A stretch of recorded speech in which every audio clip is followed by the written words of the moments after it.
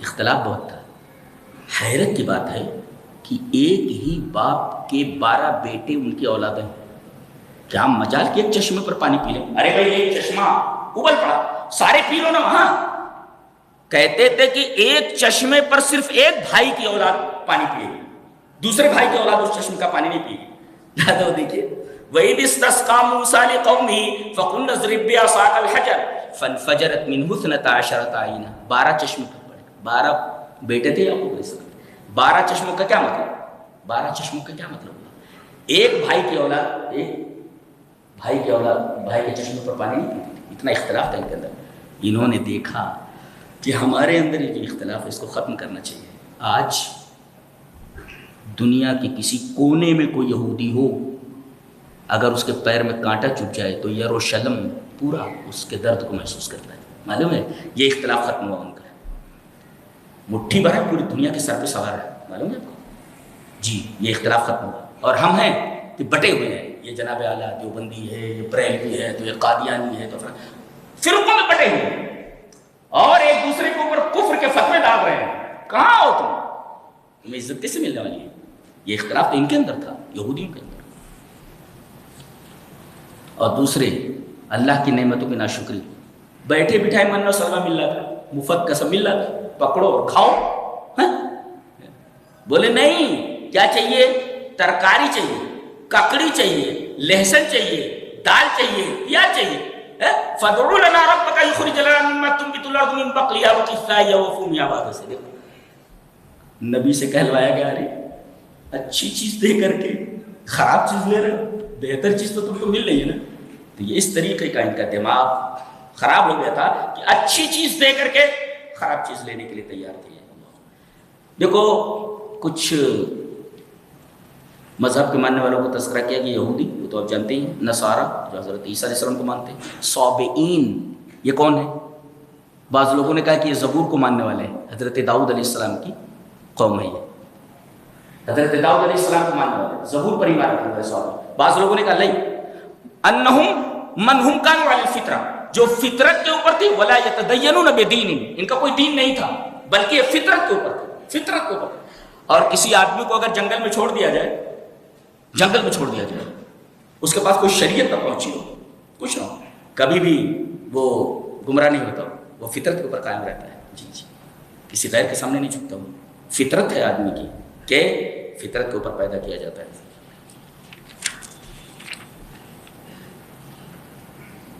اس قوم کے اندر ایک اور خرابی بیان کی گئی، سوال بہت کرتی تھی. جی جی اللہ کا حکم آ گیا چپ چاپ مان لینا چاہیے. جی ایک آدمی کا قتل ہو گیا تھا لیکن اس کا قاتل نہیں مل رہا تھا. ان لوگوں نے آ کر کے کہا موسیٰ اللہ سے دعا کرو، قاتل کا پتہ لگنا چاہیے. حضرت موسیٰ علیہ السلام نے اللہ سے دعا کی. اللہ تبارک تعالیٰ نے حل نکالا، ایک گائے ذبح کرو. گائے کے بارے میں یہاں رک کر کے ایک چیز واضح کر دیں. اس سلسلے میں 2 حدیث ہیں. پہلے وہ حدیث پڑھتے ہیں. ان ابن عباس رضی اللہ تعالیٰ عنہما قال قال رسول اللہ صلی اللہ علیہ وسلم سمن البقر والبانها شفاء ولحومها داء. اسے ابن عدی کامل کے اندر لائے ہیں اور راوی حضرت عبداللہ ابن عباس وہ کہتے ہیں کہ رسول اللہ صلی اللہ علیہ وسلم نے ارشاد فرمایا کہ گائے کا گھی اور اس کا دودھ یہ شفا ہے اور اس کا گوشت بیماری ہے. جی جی اس کا گوشت بیماری ہے. گھی اور دودھ میں شفا ہے لیکن گوشت بیماری ہے. اسے ابن عدی کامل میں یہ روایت جھوٹی ہے، یہ روایت صحیح نہیں، جھوٹی روایت ہے. اس کے مقابل میں عبداللہ ابن مسعود کی ایک روایت ہے. وہاں عبداللہ ابن مسعود رضی اللہ تعالیٰ عنہ عن نبی صلی اللہ علیہ وسلم قال ما انزل اللہ من داء الا وقد انزل له شفاء فی البانها شفاء من کل داء. رواه الحاکم فی المستدرک. امام حاکم رحمہ اللہ اس حدیث کو مستدرک علیہ صحیحین میں لائیں اور روایت کی سند صحیح ہے. اور حضرت عبداللہ بن مسعود اس روایت کے راوی وہ فرماتے ہیں کہ نبی اکرم صلی اللہ علیہ وسلم نے ارشاد فرمایا کہ اللہ نے کوئی بیماری ایسی نہیں نازل کی ہے جس کے لیے شفا کے طور پر دوا نہ نازل کی ہو. جی آج کینسر کے مریضوں کے لیے کہتے ہیں کہ اس کے لیے کوئی بہترین پراپر دوا نہیں ہے. جی تک نہیں پہنچے گا. شوگر وغیرہ کے لیے کوئی دوا نہیں ہے, صرف کنٹرول ہوتا ہے دوا ہے اس کی, آدمی پہنچا نہیں. حدیث بتاتی ہے تلاش کرو تلاش کرو تلاش کرو. اللہ تعالیٰ نے جو بھی بیماری نازل فرمائی ہے اس کے لیے شفا نازل فرمائی ہے. تلاش کرو, تم تو پہنچے نہیں ابھی تک, تمہاری تحقیق ابھی ناقص ہے, آگے بڑھو. اور فرمایا کہ گائے کے دودھ میں ہر بیماری کی شفا ہے, ہر بیماری کی شفا ہے. اور گائے کا گوشت آدمی استعمال کر سکتا ہے, اس لیے کہ جس میں وہ بیماری کا لفظ استعمال کیا جو روایت جھوٹی ہے. یہ تذکرہ تھا گائے کے بارے میں جس کے نام سے یہ سورہ کریمہ ہے. بقرہ مینس کاؤ, گائے.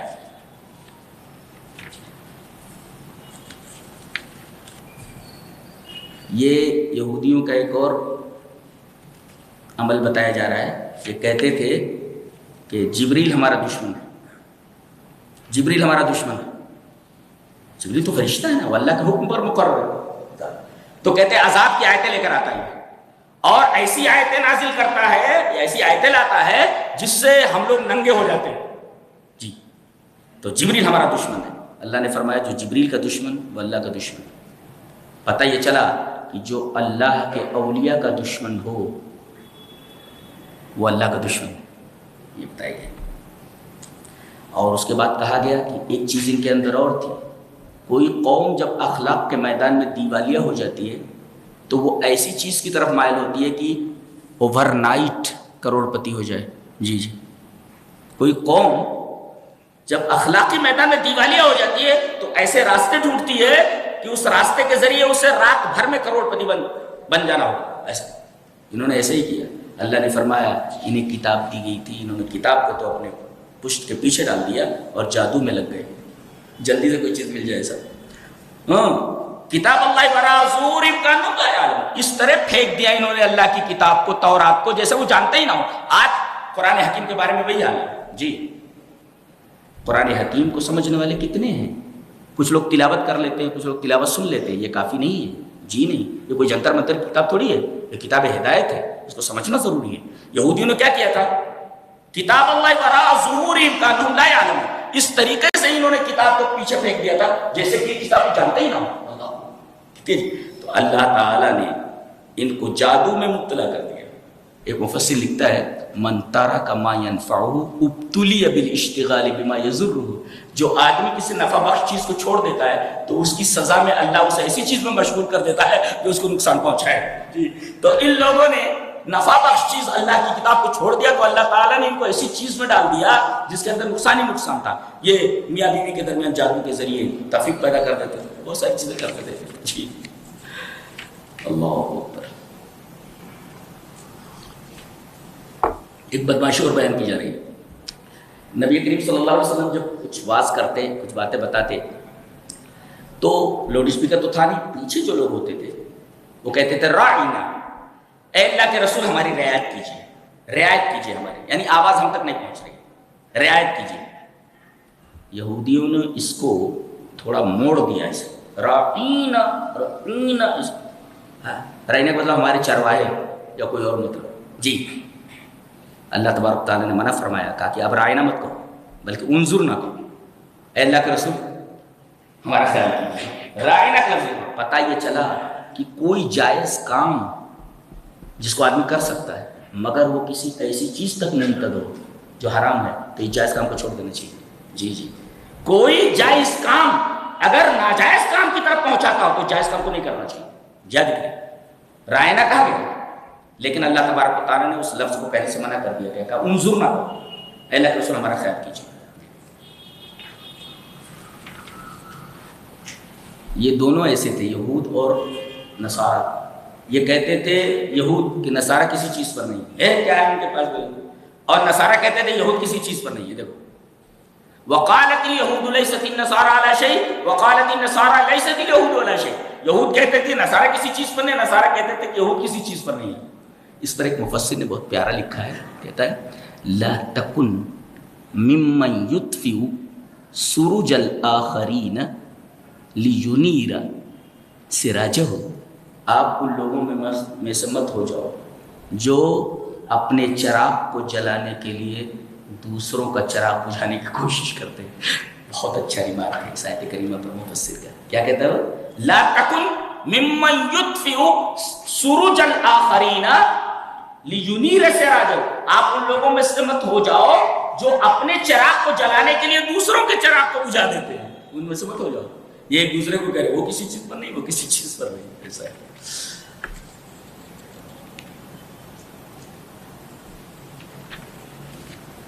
اس کے بعد یہ فرمایا گیا کہ تلک امۃ قد خلت لها ما کسبت ولکم ما کسبتم ولا تسألون عما كانوا يعملون۔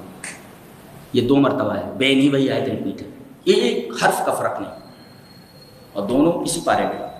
تلک امۃ قد خلت لها ما کسبت ولکم ما کسبتم ولا تسألون عما كانوا يعملون۔ ایسا کیوں؟ ایک ہی آیت کو 2 بار؟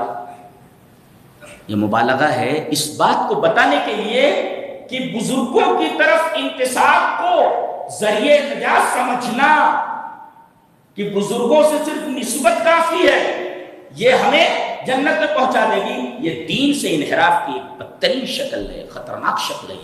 کہ کہا جائے کہ ہم جو فلاں ولی سے جڑے ہوئے ہیں، ہم فلاں قبر سے جڑے ہوئے ہیں، ہم فلاں خاندان کے ہیں، تو بزرگوں کی طرف انتساب کو ذریعہ نجات سمجھنا یہ دین سے انحراف کی ایک بدترین شکل ہے، خطرناک چیز ہے یہ، اس لیے کہ شرک یہیں سے نکلتا ہے۔ حضرت ابراہیم علیہ السلام نے پوچھا یہ بتوں کی پوجا تم کیوں کرتے ہو؟ بولے ہم نے آبا و اجداد کو ایسے ہی کرتے ہوئے دیکھا۔ یہ دلیل ہے، یہ دلیل ہے، یہ شرک کر رہے ہو، دلیل مانگی جا رہی تو ہم نے اپنے آبا و اجداد کو ایسا کرتے ہوئے دیکھا ہے، یہ دلیل کہاں ہے؟ اس کو دلیل تھوڑی کہتے ہیں۔ اپنے آبا و اجداد کے عمل کو کسی چیز کے اوپر دلیل نہیں بنایا جا سکتا، اور یہیں اسی پارے کے اندر کہا گیا ہاتھو برہانکم ان کنتم صادقین، اگر تم سچے ہو تو دلیل لاؤ۔ اس کا مطلب جو دعویٰ کیا جائے اس دعوے کے پیچھے اگر دلیل نہ ہو تو آپ کا یہ دعویٰ ناقابل قبول ہے۔ وہ دعویٰ قابل قبول ہے جس کی پشت پر دلیل موجود ہو، وہ دعویٰ جس کی پشت پر کوئی دلیل موجود نہ ہو ناقابل قبول ہے قرآن حکیم کی نگاہ میں۔ جی تو لہذا یہاں مبالغہ کیا کہ 2 مرتبہ لایا گیا، ہمیشہ یاد رہے گا کہ بزرگوں کی نسبت نجات کے لیے کافی نہیں ہے، آدمی اپنے عملوں کا خود ذمہ دار ہے۔ اس کے بعد یہ فرمایا گیا صبغۃ اللہ، رنگ تو بہت ہے دنیا میں، ایک رنگ اللہ کا رنگ ہے، اس رنگ میں رنگ جاؤ، جی اس رنگ میں رنگ جاؤ۔ یہ کیا کرتے تھے، ایک حوض میں جس آدمی کو عیسائی بنانا ہوتا تھا اس حوض میں زرد پانی ہوتا تھا، زرد پانی، پیلا پانی ہوتا تھا، اس کے اندر اس کو ڈال دیتے تھے، نہلانے کے بعد باہر نکالتے تھے، کہتے تھے کہ اب یہ عیسائیت کے رنگ میں رنگ گیا ہے۔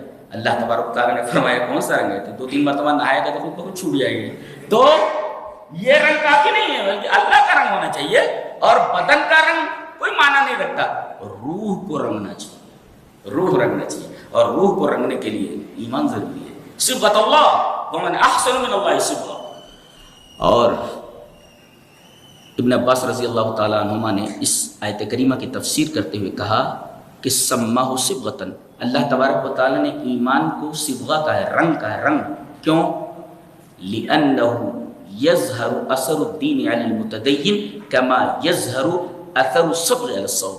بغوی نے ایسا لکھا ہے کہ حضرت ابن عباس فرماتے ہیں کہ ایمان کو رنگ کیوں کہا گیا، اس کا نام رنگ کیوں رکھا گیا، رنگ صبغہ، یہ اس وجہ سے کہ جس طریقے سے کپڑے پر رنگ ظاہر دکھتا ہے، یظہرو اثر الصبغ علی الصوب، جیسے کپڑے کے اوپر رنگ ظاہر ہوتا ہے، ایسے ہی ایمان والے کی زندگی میں ایمان ظاہر ہونا چاہیے، مسلم کی زندگی میں اسلام ظاہر ہونا چاہیے۔ وہ چلے تو پتہ چلے کہ یہ مسلمان چل رہا ہے، بیٹھے یہ ہو کہ یہ مسلمان بیٹھ رہا ہے، کاروبار کرے تو یہ لگ رہا ہے مسلمان کاروبار کر رہا ہے۔ جی زندگی کے ہر میدان میں اسلام کا اثر اس کی تمام اداؤں سے جھلکنا چاہیے، تب کہتے ہیں کہ یہ مسلمان ہے، اس کا اثر ہونا چاہیے۔ لہذا یہاں ایمان کو اور اسلام کو صبغہ کہا گیا۔ یہ رہا پہلے بارے کا خلاصہ۔ اللہ ہمیں نیک عمل اور اچھی سمجھ کی توفیق عطا فرمائے۔